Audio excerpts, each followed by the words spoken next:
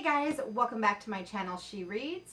Today I have a new series that I want to start doing on my channel, and it revolves around this book, 642 Things to Write About.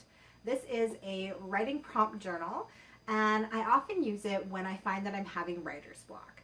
So I'm not sure if you've watched my other videos or not, or if you know that I am currently working on a novel, and a lot of times I stumble across writer's block, which I'm sure we all do from time to time if we're writers.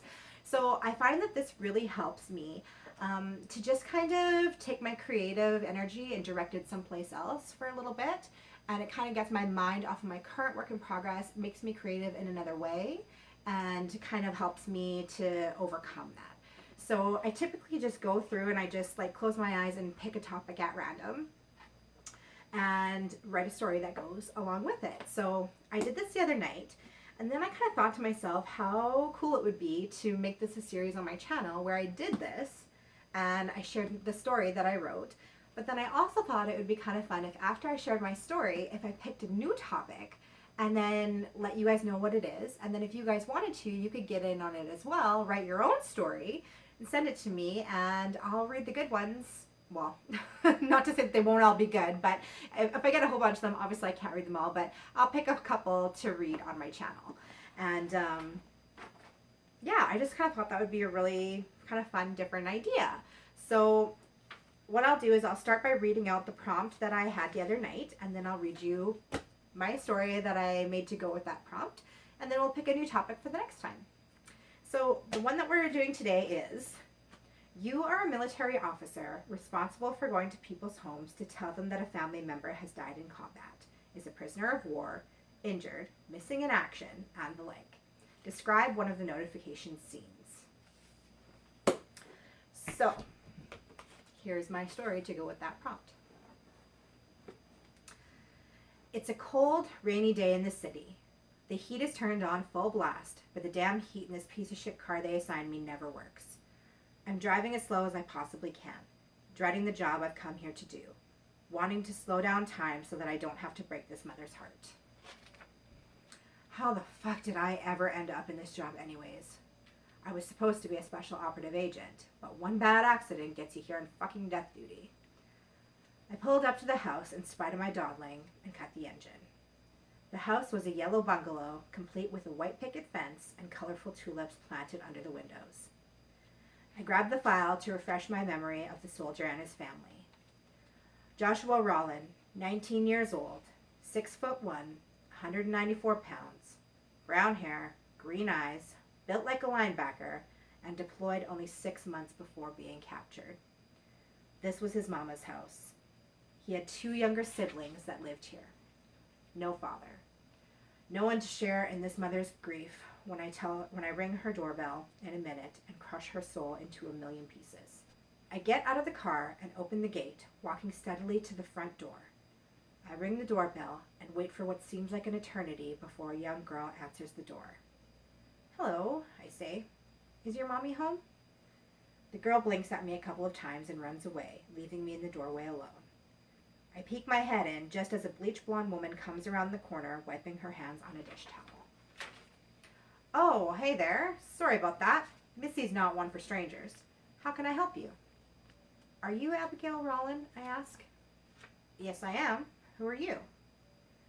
Ma'am, my name is Agent Sandy. I'm with the U.S. military, and I'm afraid I have some bad news about your son. She looks at me, confused, so I tell her she may want to sit down. She stays standing.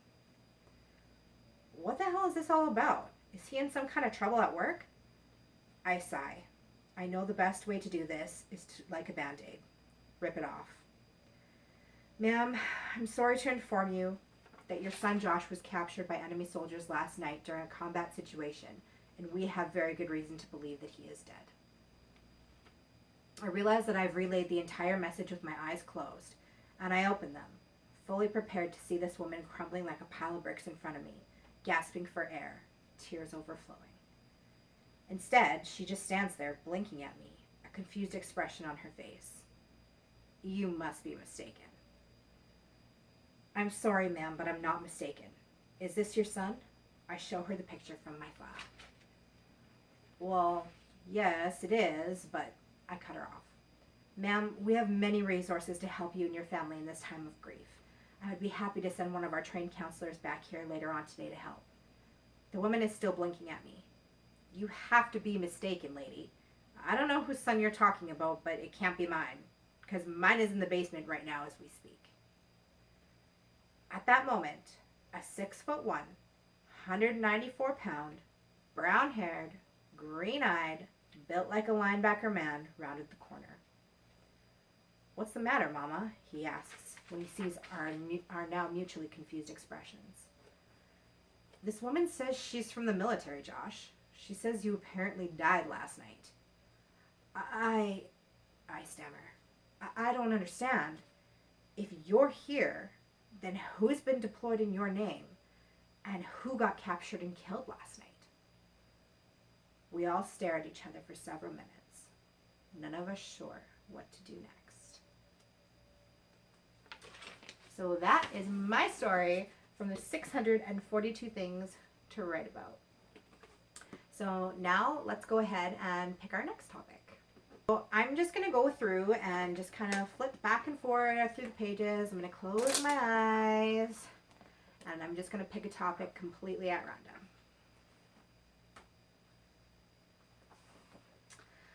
Find a world map or globe, close your eyes, pick a spot. Write about a person arriving there for the first time. That one could be interesting. So I'll read it again. Find a world map or globe, close your eyes, pick a spot. Write about a person arriving there for the first time. So that is our next topic. I am going to get to writing a story about it, and I would love it if you guys would join me. And if you want to do so and send your story in to me, I would love to be able to read some on my channel.